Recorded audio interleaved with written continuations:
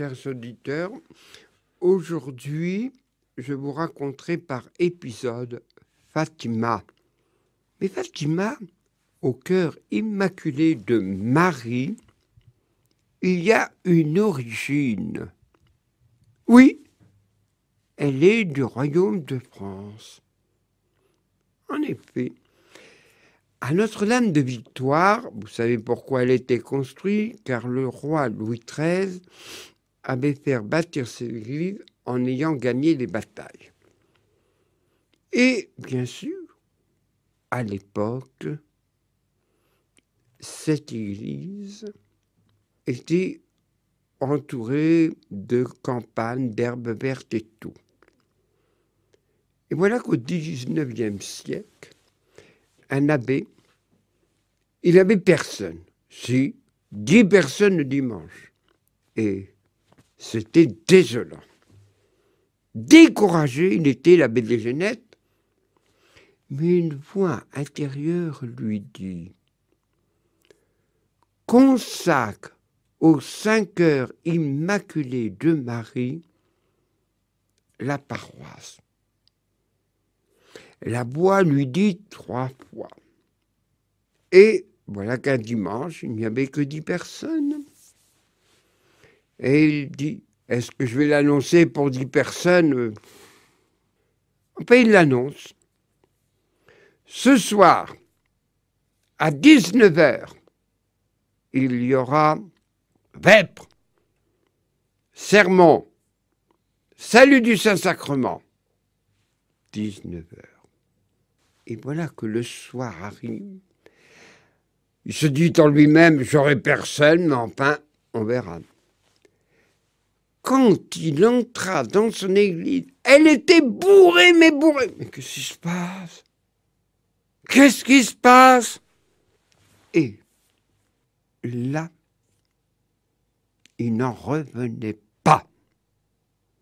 Mais comme sont tous les hommes, ils veulent des preuves. Il en avait déjà une, mais il lui en fallait une deuxième. C'est que l'église toujours vide, Notre-Dame des Victoires. Il dit, Seigneur, j'y croirai à ce miracle si tu m'en donnes une.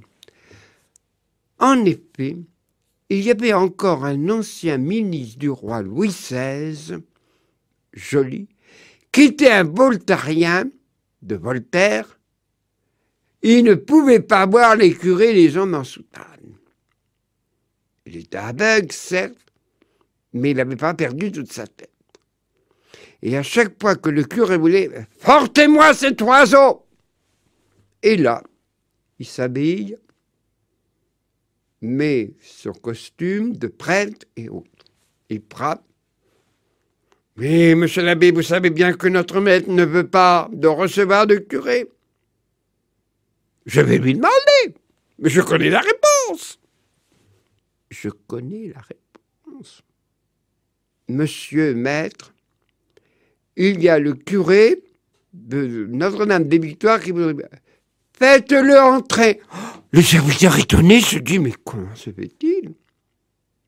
Et là, le prêtre entra. Il dit, je veux bien recevoir les sacrements. Qui, moi, avant, je voulais mourir sans sépulture, et surtout pas le Dieu. Je ne sais pas. Je sentis une douceur en mon cœur. Si vous voulez, monsieur l'abbé, confessez-moi. Et là, il reçut la grâce du pardon. Et là, le ciel s'ouvrit pour lui. Alors l'abbé des Genettes dit, ah là, cette fois-ci, j'y crois. Cette histoire vraie s'est passée en 1836, quelques années auparavant de Notre-Dame de la Médaille miraculeuse. Voilà comment le 5 heures immaculé de Marie a commencé à poindre. Bien sûr, on va me dire, mais c'est pas Fatima. Mais il faut toujours raconter une origine. Alors Fatima, on connaît, mais aussi la Vierge ne se déplace qu'avec l'autorisation de son Fils Jésus, mais aussi quand le monde va mal, l'autre adversaire, le diabolo, le diviseur, sème sa pagaille. En effet, en ce début du XXe siècle, il y avait la guerre de 14-18. Il y avait aussi une grande persécution au Portugal, qui avait commencé en 1775 et qui s'accentuait. Il y avait aussi la révolution bolchevique en Russie. Ces trois choses, et le ciel intervint à sa manière et d'une façon très inattendue. C'étaient trois petits bergers qui allaient faire paître les moutons. Et là, c'était en 1916. Tout d'un coup, ils virent un jeune homme de toute beauté qui semblait avoir 17, 18 ans, on ne peut pas donner l'âge. Et là, il dit, « Je suis l'ange de la paix. » En fait, c'était Saint Michel Archange. Et là, les trois petits, Jacinta, Francesco, Lucia. Là, l'ange de la paix se prosterna, plus qu'à genoux, se prosterna. Et il dit cette prière, « Mon Dieu, je crois, j'adore, j'espère, je vous aime. Pardon pour ceux qui ne croient pas, qui ne vous adorent pas, qui n'espèrent pas, qui ne vous aiment pas. » Et bien sûr, l'ange disparut de leurs yeux. Mais eux continuèrent à prier cette prière courte. Le soir, la nuit commençait à tomber. Et là, les enfants rentrèrent à la maison avec les moutons. La deuxième fois, ils jouaient au puits, à côté du puits. Et ils virent, « Mais que faites-vous, mes enfants? Dieu a grand dessein de miséricorde sur vous. Il vous enverra des sacrifices. Priez, mes enfants, le cœur de Jésus et le cœur de Marie se laissent toucher. »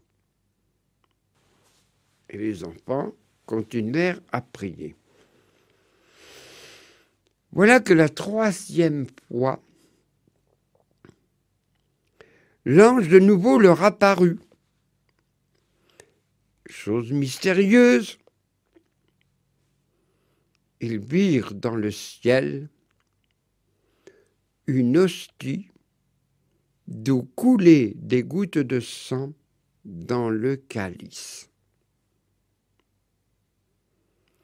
Et mystérieusement, l'ange se prosterna avec eux et dit cette prière.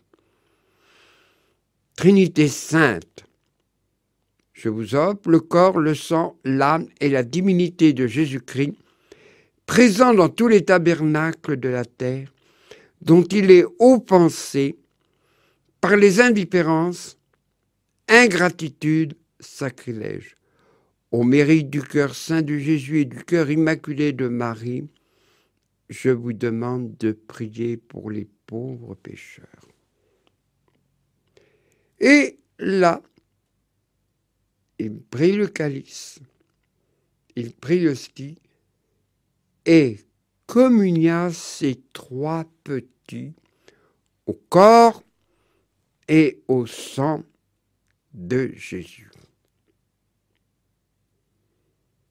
Les enfants, bien sûr, par 3 fois, l'ange est apparu. Au printemps, à l'été, à l'automne. Les enfants n'avaient pas les calendriers comme on a, mais ils savaient reconnaître les saisons. Mais cependant, les enfants n'en parlèrent pas. Et les gens de ce hameau à Justrel dirent « Je ne comprends pas. Ces enfants, lorsqu'ils sont tous les trois, ils parlent comme des épis.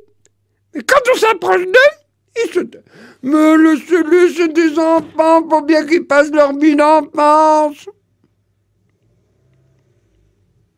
Et les enfants gardèrent cette mystérieuse intervention du ciel. Mais voilà, dont nous connaissons plus, le 13 mai 1917. Le 13 mai 1917, les parents disent « Allez, vous pouvez aller faire paître les moutons à la Cova d'Aria. » L'herbe était tendre pour les bêtes et c'était bon. Mais pourquoi la Cova d'Aria? Simplement, une sainte n'avait pas accepté un époux et elle fut martyrisée, persécutée, et comme le fut Sainte Philomène, Sainte Agnès. Et depuis ce temps-là, on appelait ce lieu la Cova d'Aria, la colline d'Irène. Et là, les enfants, vers l'heure de midi, à l'heure solaire, ils virent, venant du soleil levant, une ovale de lumière. Et ils virent que cet ovale se posait sur un petit chêne vert. « N'ayez pas peur. » Et Lucia dit « D'où venez-vous » ? « Je viens du ciel. Je vous demande de prier le chapelet. » Alors, si vous allez en Portugal, vous direz « El Rosario », mais le chapelet. Je vous demande de le prier. Cependant, Lucia connaissait 2 amis qui avaient été rappelés au sommeil de la mort. Elle dit « Est-ce que Maria Novales est au ciel ?»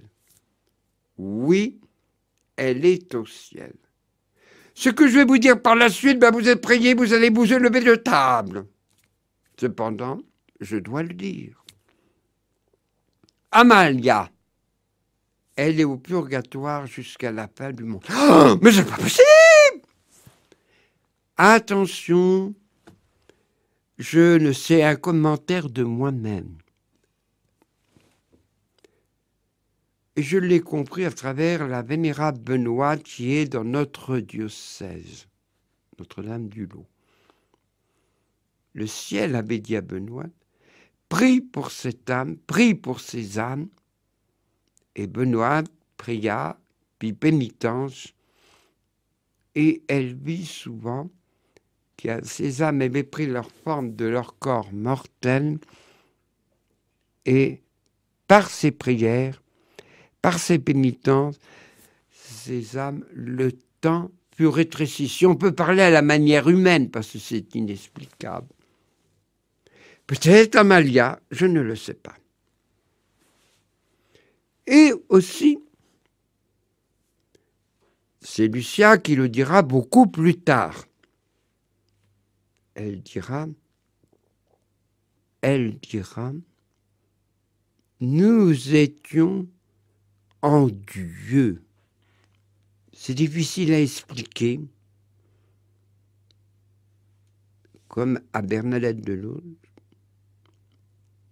Je ne te promets pas d'être heureuse, mais en l'autre monde.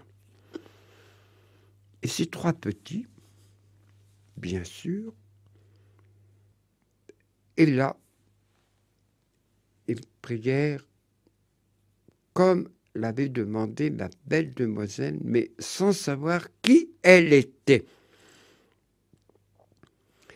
Et voilà que vers la fin du soir, il retourne. Mais Lucia dit à sa petite cousine, Jacinta, tu ne le diras pas. Non, je ne le dirai pas. Lucia connaissait sa cousine. Tu ne le diras pas. Non, je ne le dirai pas. Et voilà que revenant de la terre, de la campagne, elle vit son père et sa mère. Maman, on a vu une belle dame, ce doit être la seule. Oh, mon Jésus, oh mon Jésus. Cependant, la petite Jacinta, Francesco, son frère et Lucia firent des yeux ronds. Mais on t'avait dit de garder le silence. Oui, mais c'était plus fort que moi. Je me sentais une force. Cette petite Jacinta est une véritable apôtre. Là, Jacinta, le soir arrivé, il est vrai que c'était des familles très chrétiennes, malgré la persécution. Il pesait chaque dimanche 10 kilomètres pour aller à la messe et 10 pour revenir à la maison. Maman, papa, il faut prier. C'est la belle demoiselle qui l'a dit. Et on s'exécuta. On n'en parla pas trop. Et voilà que le 13 juin, ils sentirent une force aussi, une force, ils y allèrent. Et là, à l'heure de midi solaire, comme la première fois, une ovale venait du côté de l'Orient et là, ils virent la belle demoiselle sur le petit chêne vert.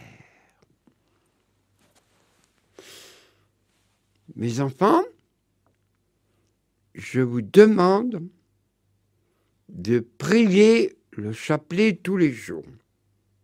Je vous demande de revenir le 13 de chaque mois. Lucia dit, est-ce que nous irons au ciel? Jacinta et Francesco iront au ciel. Cependant, toi, Francesco, il te devra prier le chapelet. Aussi, et Lucia dit, et moi, toi, tu resteras plus longtemps pour faire connaître mon cœur immaculé. Dieu le veut ainsi. Et bien sûr, elle put boire, son cœur entouré d'épines. Et une voix intérieure leur dit, voilà, on ne croit pas à l'Annonciation, à sa virginité. on ridiculise son image et bien d'autres choses. Priez, mes enfants, et consolez le cœur de Jésus. Et aussi, Lucia demanda, mais est-ce que la guerre sera finie? En effet, beaucoup de soldats portugais furent appelés sur le front de Verdun. Mes enfants, priez, vous attirez la paix sur votre pays. Vous attirez la paix sur votre pays. Et elle disparut comme la première fois. Et les enfants, bien sûr, ce que j'ai oublié de dire, Dieu vous vous enverra des sacrifices. Et Lucia répondit, oui. Et voilà qu'ils partirent. Aussi, cela commençait. Qu'est-ce que c'est que ça? Qu'est-ce que c'est que ça? Lucia, tu as menti. Je vais te donner un coup de balai. Non, maman. Si je dis que j'ai menti, je mens. Mais, maman, c'est vrai. On l'a bu à la Cova d'Aria. Cependant, Lucia, qui était la dernière, la famille se divisa. Une jalousie se montait. « Ah, t'as bu à la Cova d'Aria. Elle n'a rien bu et elle ment. » On la regardait de côté, la petite. La jalousie, c'est quelque chose qui tient terriblement. Et aussi, le petit Francesco, à l'époque, il y avait l'école des filles séparées et l'école des garçons. Même l'instituteur se moquait de lui. « Ah, voilà le voyant !» Et Francesco en fut très affecté, ainsi que Jacinta. Mais cependant, ils étaient toujours fidèles à la voix de Marie. Ce que j'ai oublié de vous dire, pourquoi Fatima? Ça nous paraît drôle. Ah, cela remonte vers le XIIe siècle. En effet, un homme s'était épris d'une jeune fille qui était musulmane sûrement, et elle s'est convertie au catholicisme, à la religion, à l'église chrétienne. Bien sûr, elle se fit baptiser et tout, et ce fut un exemple. Ce qu'on n'ose pas dire, mais dans l'ordre historique, il n'y a rien à dire, là, eux deux achetèrent beaucoup d'esclaves qui étaient prisonniers, et aussi beaucoup renièrent la religion chrétienne. Ça, on ne peut pas leur reprocher. Si nous, on était pareil, qu'on aurait-on fait? Cependant, il eut une épreuve. Il perdit son épouse. Elle portait le nom de la fille de Mohammed, Fatima. Et depuis des siècles et des siècles, ce lieu si connu dans le monde chrétien, Fatima, on peut faire une hypothèse, mais ça, tout est gardé. Dieu nous fera comprendre. Mais Marie,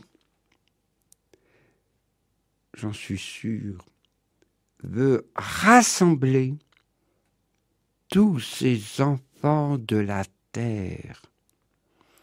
Tous ces enfants de la terre.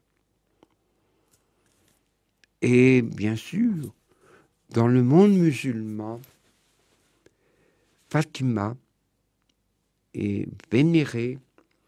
Et dans le monde musulman, on invoque Marie Myriam.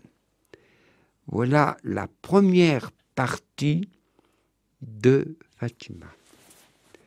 Aussi, Fatima, c'est une catéchèse pour notre monde. À la fois prochaine, je vous dirai le grand pilier de la troisième apparition est le 13 juillet 1917. Là, nous donnons rendez-vous à ce mardi. Voilà, chers auditeurs, que le cœur immaculé de Marie soit le refuge de nous tous chrétiens. Merci de nous avoir écoutés.